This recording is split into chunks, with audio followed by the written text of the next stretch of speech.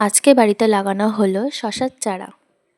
সামনেই তো গরমকাল, তাই এই গাছগুলো এখন লাগানোর সময়। এখানে শশা আর ঝিঙে গাছের বীজ নিয়ে এসেছি, এগুলোকে লাগানো হবে। এদিকে আমার মা শাক লাগাবে বলে দেখো এখানে মাটি তৈরি করছে। আর এই যে শাকের দানাগুলো, মা এবার এক এক করে দানাগুলো মাটিতে দিয়ে দিচ্ছে। দানাগুলোকে চারিদিকে ভালো করে ছড়িয়ে দিতে হবে, না হলে ওই এক জায়গাতেই সব গাছগুলো বড় হয়ে যায়। এবার এই দানাগুলোর ওপরে কিছুটা অল্প পরিমাণে মাটি দিয়ে দিতে হবে। এদিকে আমি একটু মাকে হেল্প করে দিচ্ছি। আর এই জায়গাটাতে বসাবো ওই শশা আর ঝিঙের দানাগুলোকে। জন্য মাটিগুলো ঠিকঠাক করে নিলাম। এই যে প্রথমে ঝিঙের দানাগুলো দেব, এই একটা একটা করে মাটিতে প্রথমে আস্তে আস্তে করে বসিয়ে দেব। এইভাবে প্রত্যেকটা দানা আমি বসিয়ে নিচ্ছি। এবার আমি বসাবো এই শশার দানাগুলোকে, এগুলোকেও সেম এইভাবে একটা একটা করে দিয়ে দিচ্ছি, একটু ফাঁকা ফাঁকা করে দেবে।